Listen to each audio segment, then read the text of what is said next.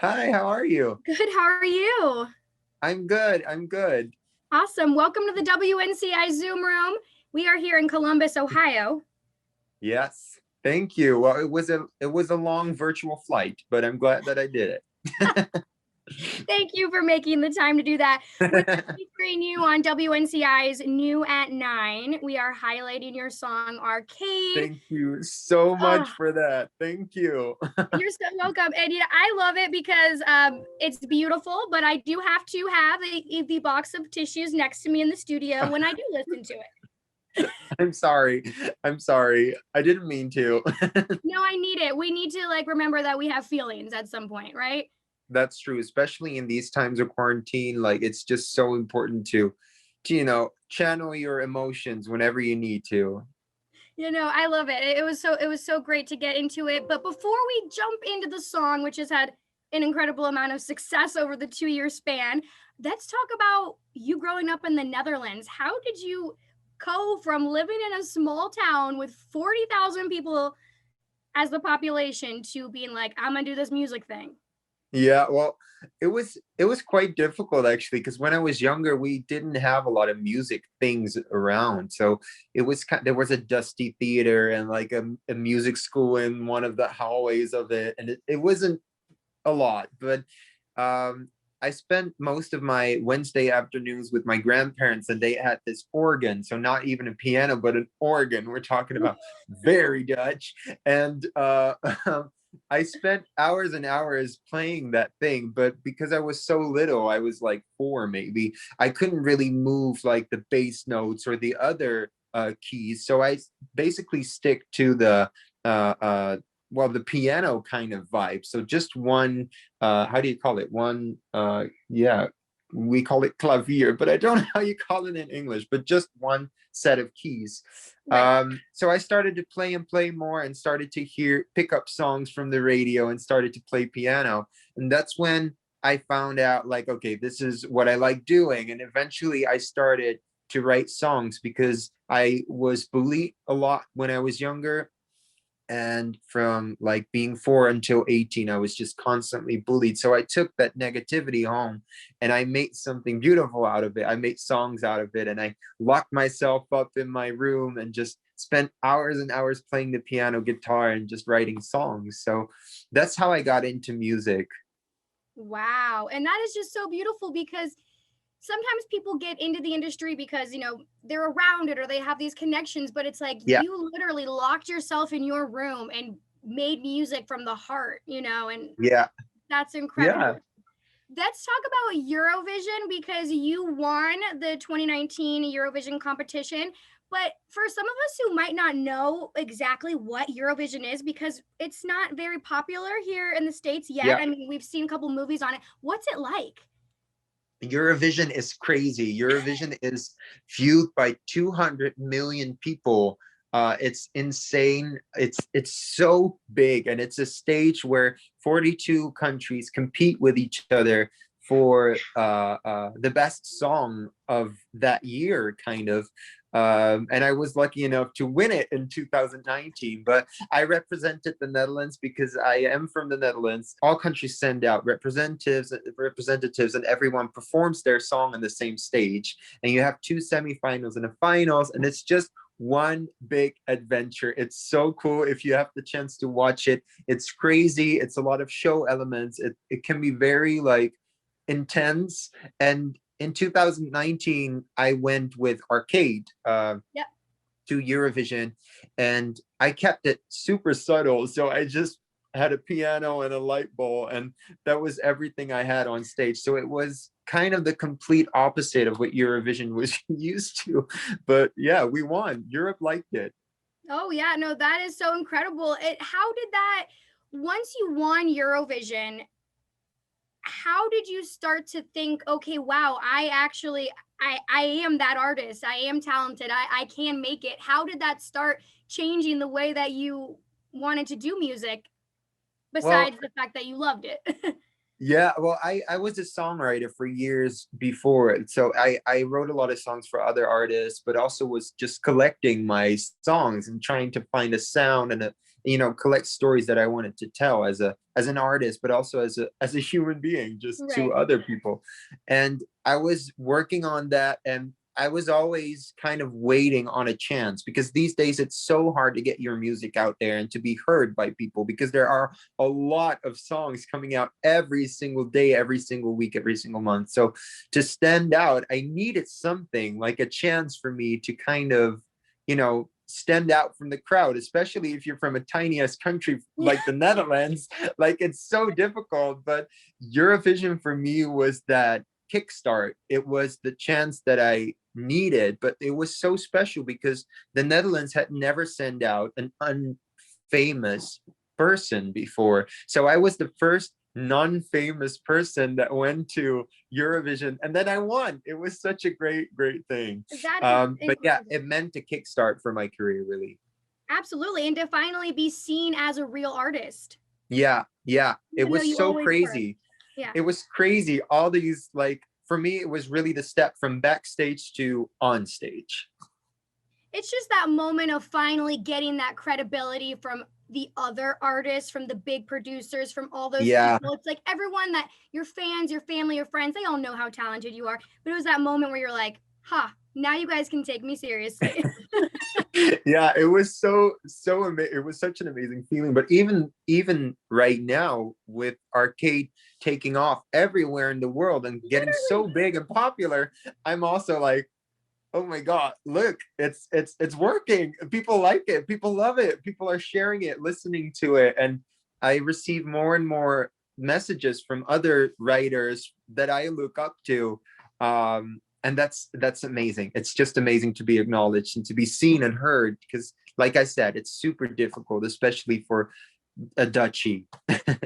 I love it. It's incredible. Actually, on your story yesterday, you had the map of the world on where Yes. arcade was trending basically in every continent but like one. And I think it's so cool to see the song that basically made you take off. And then 2 years later, we're still spreading it globally. It's still trending and it Yeah. still has so much like longevity to it, which is very rare for an artist. Yeah. It's cool. It is. It's such a rare thing what is happening right now, and it's all thanks to TikTok. TikTok has started this arcade revolution. So I'm so happy. I like a couple of months ago, I got this message from my management saying like, "Hey, you should really dive into TikTok because something's happening with arcade."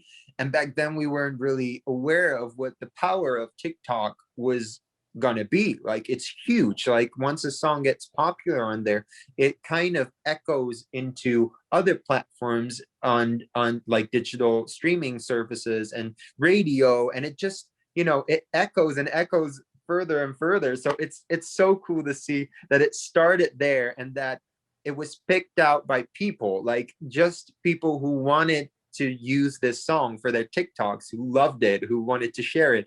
And that's so awesome. Yeah, it is. I feel like you're doing something right if it becomes a TikTok trend. Hopefully, we'll see with the next singles. We'll see. Yeah. Well, what was it like to get Fletcher on the track? Because you do have a remix of Arcade with Fletcher. Yep. How did that even become a thing? Well, I've heard a lot about Fletcher when I went to LA for the first time, because we both have the same team and the same people around us in the US. So I heard a lot about her music and her as a person, and I always wanted to meet her because I love her singles, and I love her message. The message she spreads in the world is incredible, and we need more of that. But she is, I think, one of the pioneers right now in LGBT plus the community. So that's amazing. So I heard of her, of course, and when she or her team or my team, I don't know how it happened exactly, but our teams kind of reached out to each other. Let's say that. And then Fletcher and I got in contact, and she was like, "Hey, can I try a verse on Arcade, and can I just see if you like it?" And it was a really, really weird thing for me, because I've been singing this song for so long. I know this song for so long, and to all of a sudden hear a different perspective in your song, it was so cool. It was the coolest thing ever. And Fletcher is amazing at riffing and at lipping. So I had to kind of like match up with her at the end and record some new vocals to like, keep up with her. But she's amazing. I'm so glad we did it, and I'm very proud of the result.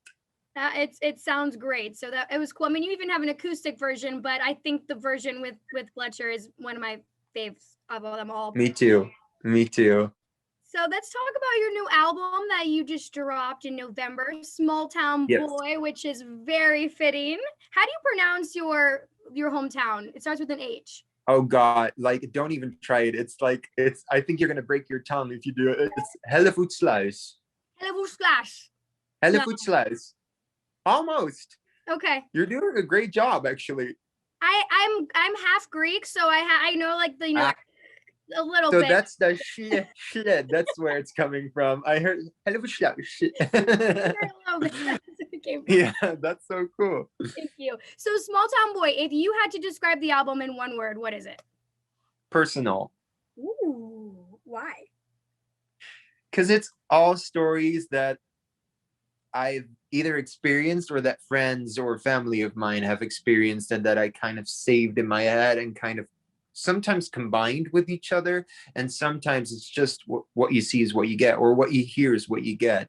But to me also, I named it Small Town Boy because, like I said, that small town boy started to write songs, and somewhere inside me, I'm still that same small town boy, just looking for, well, mostly sad things, but like things to write songs about. So yeah, I think it's personal. I love that. So I read that you did some type of isolation in the wilderness of Scotland. What do you mean by isolation? No, it was just a studio in the middle of nowhere. It was like the middle of nowhere, and we went there to just write a few songs for the album. And but it was this amazing farmhouse in the middle of pine trees, like Christmas trees, and it was so beautiful. So that was my isolation in Scotland. But I'm always joking about how I wanted to learn the Scottish accent, so I locked myself up for weeks, but I still can't do it, unfortunately. It would have been so nice if I could just like spit out 2 sentences like blah, blah, blah, blah, in full Scottish, but I'm not able to. That's okay. That's okay. So, did you think like when you were able to kind of write in a different setting, did it change the way that you were able to let certain emotions out or find certain creativity realms that you couldn't find before?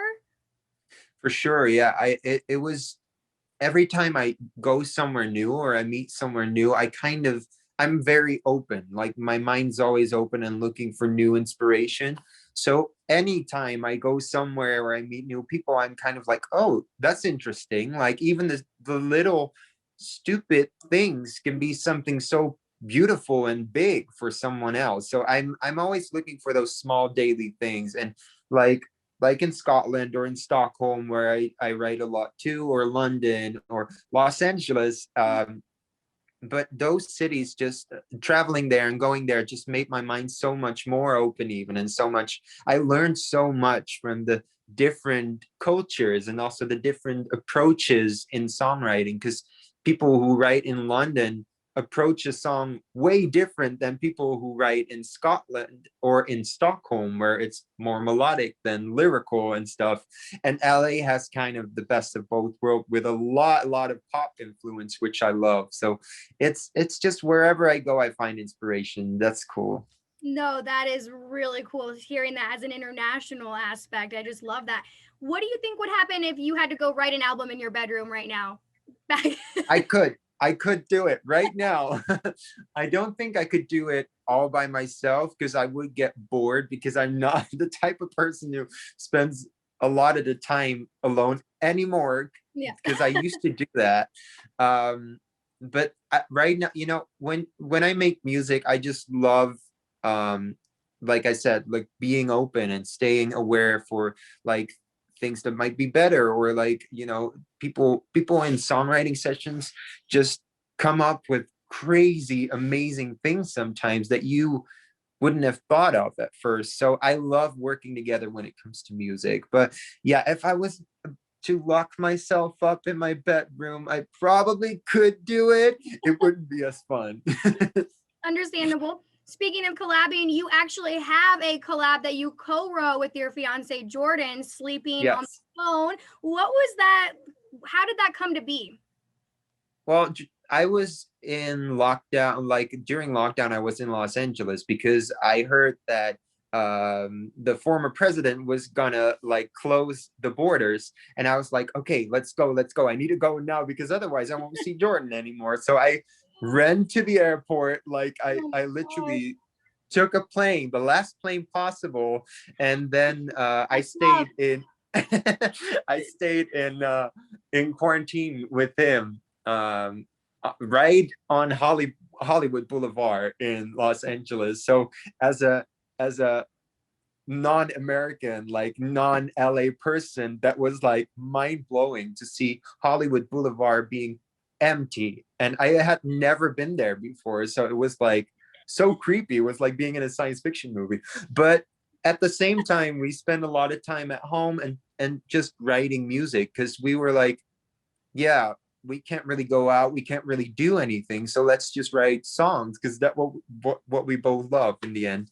And there was a time that my management called and he said like, you have to go back to Holland because we have a few things that we need to do there. But I knew the moment I went back to Holland that I was not able to come back to the US. So it was kind of heartbreaking. And then on that day we wrote Sleeping on the Phone, kind of to comfort each other and to have something to listen to whenever there is time difference, because we had to deal with time difference and not being able to call each other every moment that you would want to call each other. And it's so Sleeping on the Phone kind of helped us through that hard time until he could come to London and I could come to London, and that's when we locked ourselves up in isolation in Scotland. Now you Okay. yeah, so now you might understand a little more why we locked ourselves up. It's all making sense now, and it's actually kind of cool. I mean, of course, being separated is awful, but then when you were able to be together, it was like 24/7. So it's like Yes.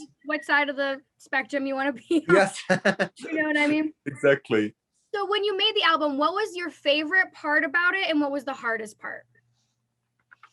The hardest part the was picking the songs. I had a lot, I write a lot of songs. I write songs every single day, especially now with another songwriter and like we live together. So it's the picking the songs and the am I doing this right? Is this the right song? That voice in my head that was most difficult. The easiest thing was in the end finishing it up once we chose the songs and once I started producing myself, because I spent a lot of time on like producing in lockdown because I was like, I need to do something, so let's just start producing my own tracks, which is super cool and I love doing it. So because I spent a lot of time on like practicing and trying to get better at producing, once we had the songs chosen, it was super easy and I could just, freely do whatever I want and experiment. And it was really cool. That's wonderful. I love that. So what's next for you on the horizon? Like, what do you see 2021 bringing for you? Well, in 2021, Eurovision's gonna happen again. So that's on the calendar. I am gonna perform. Don't say it. And no, I'm gonna perform there. I'm gonna be there. So that's very exciting because it's such a big thing, and it's I think it's very emotionally loaded this year because last year it wasn't there, and the year before it was kind of the last time that we had a real Eurovision. So this is going to be that moment where everyone's like, finally, it's back, it's back. So it's going to be special, I think. And yeah, whenever it's possible again, I hope to travel, and I just hope to come to the US and meet you in person, go Yeah. do a radio promo, go do like fun gigs, like performances, hopefully plan a tour here in Europe again, but also maybe extend it this time with everything that has been happening during lockdown. Yeah, absolutely. You are welcome here anytime. The studio is all yours. Anytime you want to come. Nice. Be careful with that. So totally random. I need to know because I love like all these different international foods. What is the most traditional food in the Netherlands? I think the most traditional food, it's kind of like wintry kind of dishes. So Okay. I think the most traditional would be erta soup, which is pea soup, but it's Okay. made with a lot of meat and a lot of, I don't eat it because I don't eat pork, but it's amazing. I had it when I was younger. It tastes really good. So I'm kind of always upset whenever they put it on the table because I'm like, I don't eat that. Get it away from me. But it's like, it's really good. It's a very thick kind of soup. You're like, can you guys make a vegetarian version for Yeah. me? Yeah, please, please. And then my mom's like, no way, I'm not gonna do that. This is traditional. Sticking to her roots. So funny. So do you ever go back to your small town? Like, when was the last time you Yeah. went back to the H word? Uh, 2 weeks ago, actually, my parents still live there. My brothers live there. So I got a lot of family there. So I try to travel there a lot of times. It's like a 2 hour drive, so it's okay. No, I just, this is on my mind. What is it like to go back there as an established artist and just like, what is the energy in that town when you arrive? It's crazy. It's Yeah. just I can't walk the streets there. Like I just in the Netherlands itself, because I won Eurovision, it's really hard here to not be recognized because everyone has seen this. Like, and we're talking about 17 million people in this country. It's tiny compared to the US, of course, but yeah, especially in Hellevoetsluis, my home like small town. Yes. Um, it's crazy. It's just I actually was was at my mom's 2 weeks ago, and I was saying like, you know what, mom, the grocery store is right around the corner. I'll just get those groceries for you. I'll do it. Like so, I went incognito, like wearing sunglasses and a cap and like a mask, kind of like how Cher like walks through LA now. Have you seen that clip? It's really funny. I'll She's have to walking undercover. it's It's like, so funny. You have to watch it. But that's how I went through my small town, Hellevoetsluis, and still people recognized me, and still it was like, yeah. The moment I open my mouth, people hear my voice. It's a whole different thing because they're so proud at the same time, especially because Eurovision is such a big thing here in Europe because it's been around for like longer than my grandma. So it's just like it's so old and so nostalgic. So and we hadn't won it for 45 years. And so that was like a big thing. And yeah. now arcade is taking off so well. So everyone's just like, whoa, like it's incredible. We're so proud of you. So it comes from a good place. Absolutely. You have so much to be proud of, and I am so excited to see where your talents take you. I know they're going to take you to lots of places, and like I said, Thank you're you. always welcome here. Where can your fans find you on social media? Anywhere these days because my label makes me even go on Snapchat now. So, no, Not no, Snapchat. Instagram, TikTok, anywhere. Just you can find me anywhere. But especially on the digital platforms like Apple Music, Spotify, and just the music platforms. That's where my heart is at. So that's where I spend most time and most effort in. Oh, well, thank you so much. I'm so excited to be able to get to know you a little bit better and now to show Me all too. of our listeners your amazing personality, your amazing talents. Thank you, Duncan. Thank you too. Thank you so much.